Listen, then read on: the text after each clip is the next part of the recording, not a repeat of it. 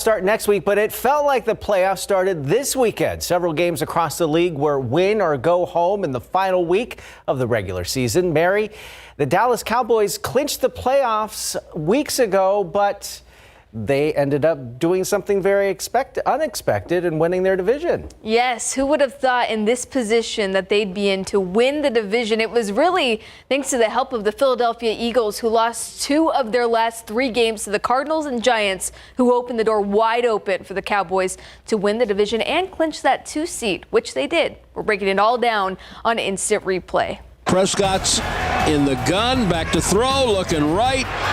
Scrambles left, still got it, scrambles back right, throws it in the end zone, caught for a touchdown in the back of the end zone. Dallas took care of business today, defeating the Commanders 38-10. Larry Ramirez was there to witness it all. He'll be live from FedEx Field later in the show. And now Mike McCarthy's team will face his former team, the 7th-seeded Green Bay Packers, in the wild card round next weekend.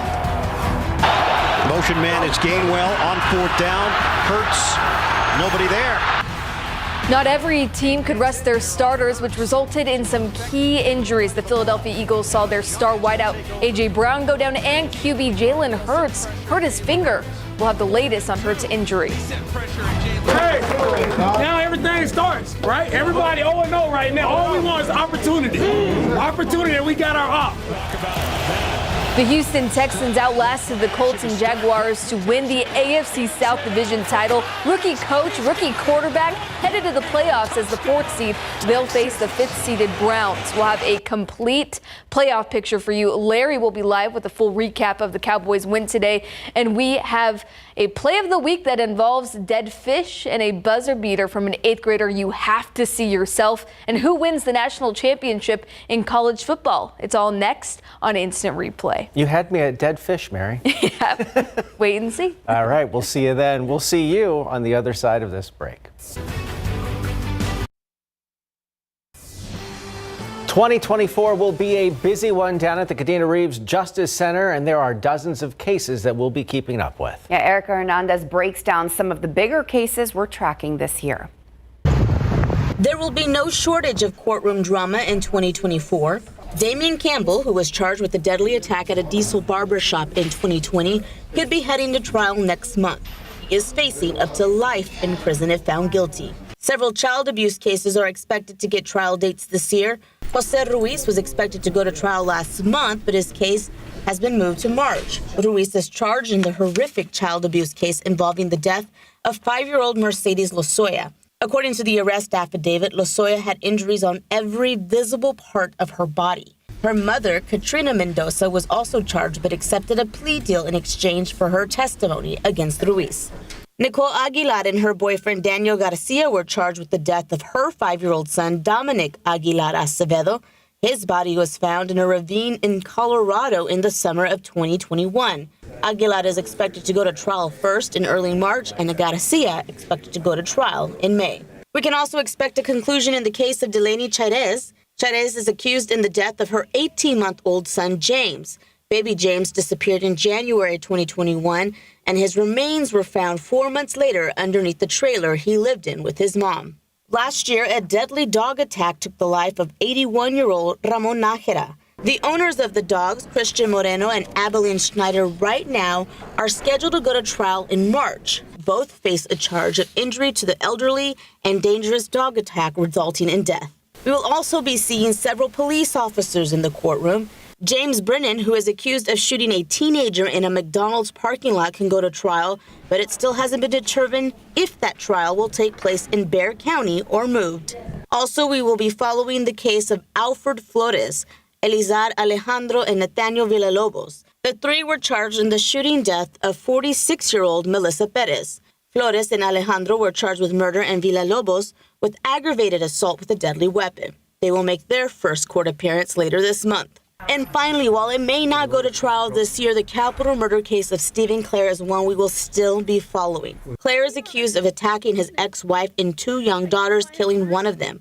We could soon find out if the district attorney's office will be pursuing the death penalty in this case. If so, an actual trial date may not come anytime soon. Now, these are just some of the cases we will be following this year. You can follow along with those cases as well by visiting the court page on our website or signing up for the Open Court newsletter. Erica Hernandez, KSAT 12 News. A look at the headlines around the U.S. now. A federal appeals court is blocking a law in California that bans people from carrying concealed weapons in many public places. Governor Gavin Newsom signed the bill into law last year, but a district court judge put it on hold, saying it violates the Second Amendment. However, an appeals court then put that judge's decision on pause last month, clearing the way for the law to go into effect at the start of 2024. But there are more legal challenges ahead. The issue will now be taken up in April. Strong winter weather systems responsible for disrupting flights all over the country today. According to the website FlightAware, more than 825 flights were canceled. More than 6,200 flights were also delayed, primarily out in the Northeast. As a reminder, always make sure to check your flight status before heading to the airport. And if we're talking about flights, we can't leave this one out. We're learning more about that scare in the sky on board the Alaska Airlines flight. The flight had just taken off from Portland, Oregon, and was en route to Ontario, California, when investigators say a door plug fell out, leaving a hole in the fuselage. Terrifying. The flight making an emergency landing. No one was seriously injured. ABC's Zoreen Shaw from Los Angeles tonight tells us what she's learning about the probe. The NTSB is trying to figure out how a door plug managed to fly out of this Alaska Airlines flight in midair. The flight, en route to Ontario, California, from Portland, took off Friday at 4:40 p.m. and reached about 16,000 feet before the door plug fell out, leaving a hole in the fuselage next to seat 26A. Investigators say nobody was in that seat or the one next to it. A passenger video taken on board the Boeing 737 MAX 9 plane shows the gaping hole. The flight path shows the pilot looped back around to Portland International Airport, the entire ordeal taking a harrowing 26 minutes. Passengers stunned. It was hell, and the mask came down. I mean, you could see debris flying in. The son's shirt was completely blown off, and his body was extremely red. 171 people were on board, along with 6 crew members. No one was seriously injured. On Saturday, the FAA issued an emergency airworthiness directive grounding 171 Boeing 737 MAX 9 planes for immediate inspections. The NTSB was asked about the safety of the fleet. We're early on in the investigation, so we can't make any broad statements about the fleet.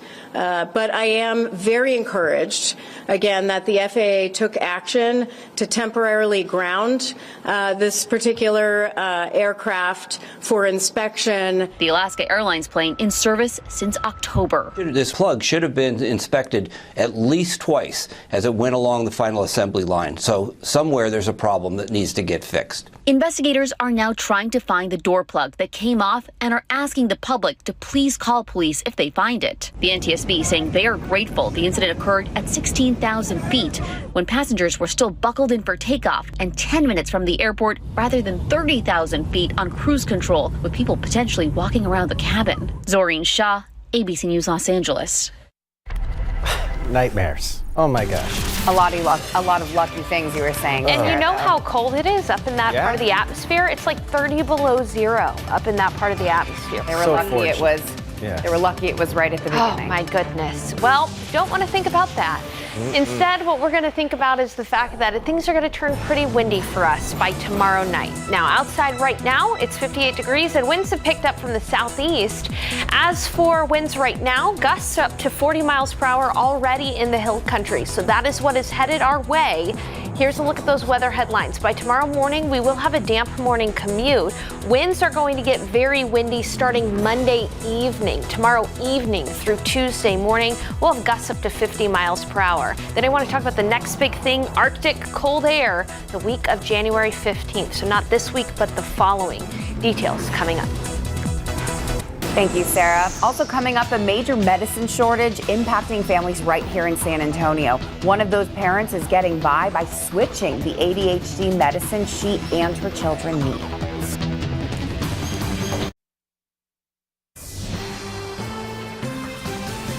Shortages of ADHD medication have grown progressively worse for the last couple of years. Now, some families are in panic mode, trying to fill medications that just aren't available. I talked to a San Antonio mom with ADHD whose kids also have different forms of the disorder. They show us what the reality of this means for them.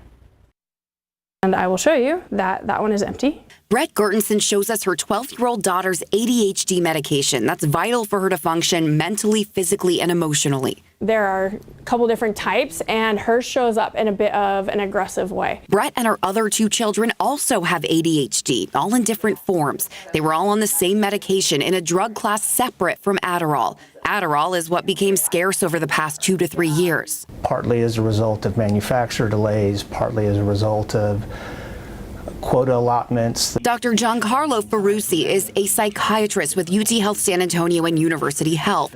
He's cared for the Gertensen family for 10 years now.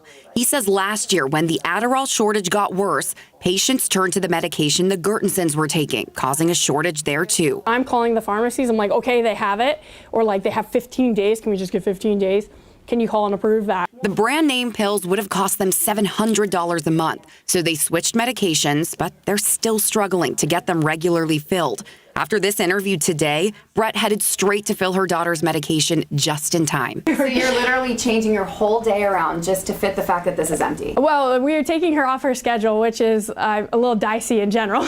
Dr. Ferrucci wants patients to know while it can be tough to change medications, there is a list of safe and effective alternatives. Something to consider since he says it could be well into the mid or third quarter of 2024 before it gets back to normal.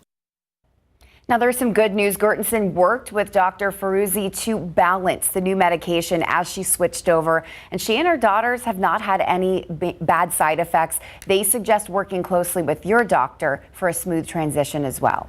Another look at weather right after the break.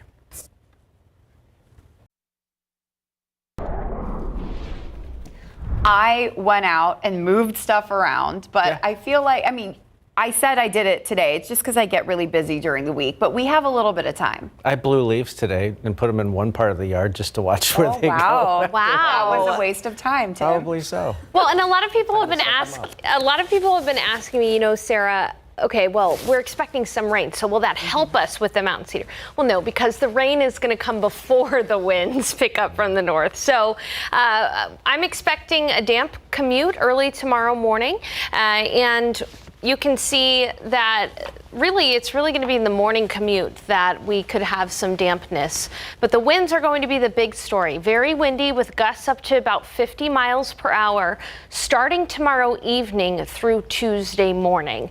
That is the big weather headline. And then as your weather authority, we like to look beyond even the 7-day forecast. It does look like the next big thing is going to be some Arctic cold air the week of January 15th. So not this week, but the following week. We'll talk a little bit more about that coming up. But first, I want to get you through the big weather story tomorrow, which is the winds. Here's a look at the weather setup. Big system out to the west headed our way here. It's going to be moving through Texas, bringing storms for some, but again, the winds mainly for us here in San Antonio. As I take you through the futurecast, this is overnight, a few showers possible overnight with some areas of drizzle, but you can see that most of the rain is going to be east of San Antonio and even up toward Dallas.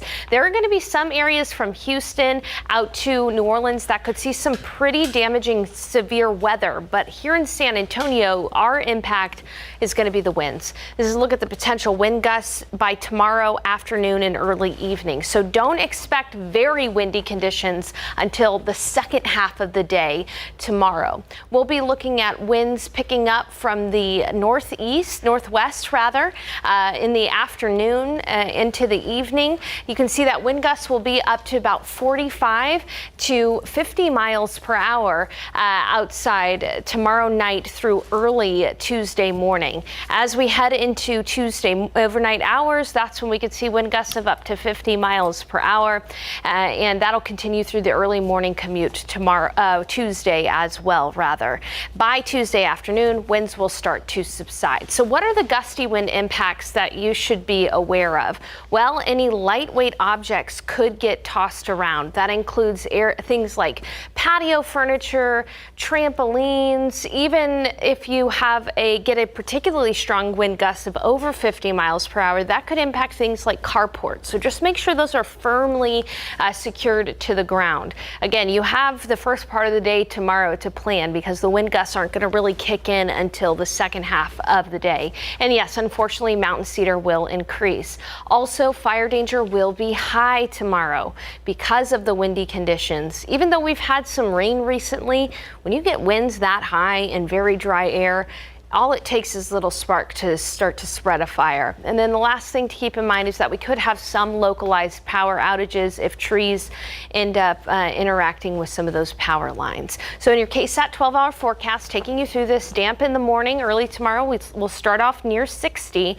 It'll be fairly quiet during the first part of the day. We'll get up to 70 degrees, but when the front moves through, that's when it will become gusty with wind gusts of up to 50 miles per hour during the second half of the day into the evening, overnight, Monday night into Tuesday. So taking a look at the 7-day forecast, we'll be cool near 60 after the winds calm down on Tuesday, then a light freeze on Wednesday morning. So bring those plants that are sensitive to temperatures inside by Wednesday morning. Then nice on Thursday, but Friday it gets windy again with wind gusts up to about 40 to 50 miles per hour. What's the last thing I want to talk about? The Arctic air that is going to be moving in and possible the week of January 15th. It's hard to know exactly when we're going to see that Arctic air in place, but it is going to come the week of January 15th. The important thing here is it's going to be brief. So a brief hard freeze is possible in San Antonio. This will not be a prolonged period of cold. Good to know. Thank you, Sarah. Well, the first weekend of 2024 looks similar to the last weekend of 2023, with one scary exception. The early estimates on the top 5 movies at the box office. Next. The Haunted Pool. Stop it.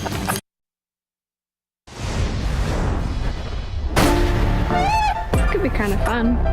Anyone But You is getting comfortable in 5th place, earning $9.5 million for its 3rd straight weekend in the spot.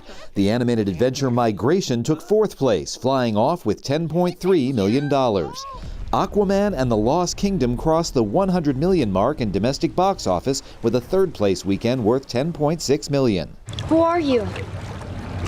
My name is Rebecca Summers. Night Swim, the weekend's only new movie in wide release, debuted number 2 with $12 million. Mr. Wonka? Yes? What's going on here?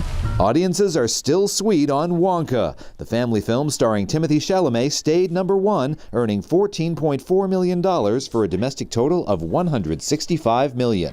In Hollywood, I'm David Daniel. All right, the Cowboys started the day with a lock on the playoffs. They ended the day division champs. Very exciting. And Larry got to see this. He's live in Maryland right now. Very exciting. Yeah, absolutely exciting. The Cowboys came to town knowing that they had to win to lock up the NFC East, and they did. Now, they could have still locked it up with some help, but they took care of business themselves by beating the Commanders today 38-10. Coming up, you're going to hear from Dak Prescott, Jerry Jones, and Micah Parsons. You know they're excited because now they're going to get to host some playoff games, potentially 2 at home, maybe 3 if they can keep winning, and the Niners lose as they are the number 1 seed in the NFC. And you know what? Jimmy Johnson likes to say, how about them Cowboys, right? Well, how about them Texans? They're back in the playoffs for the first time since 2019. What a fantastic season for them. We're going to tell you about their wild card matchup, and we're also going to talk about Texas State football. We're also going to talk about the college football playoff championship, which goes down tomorrow night. That's our poll question. Who's going to win? Number 1, Michigan, or number 2, Washington? Mary Rominger and I will discuss that more. Plus, we got the San Antonio Spurs, who were on the road today against the Cleveland Cavaliers. That and much, much more. And guys, you want to know what? I think Billy and I are the last 2 members of the media here. Media box is empty. I know a couple of guys from Dallas just left, but we're happy to hold it down. All right, we'll be right back for instant replay after the Nightbeat, guys. I was just going to ask, how many maintenance guys did you have to tip to keep the lights on there in the cold for you to do this? It's because you're special, Larry. Soak it up. Well, they turned off. All right, Larry, we'll see you guys in just a little bit, right after this.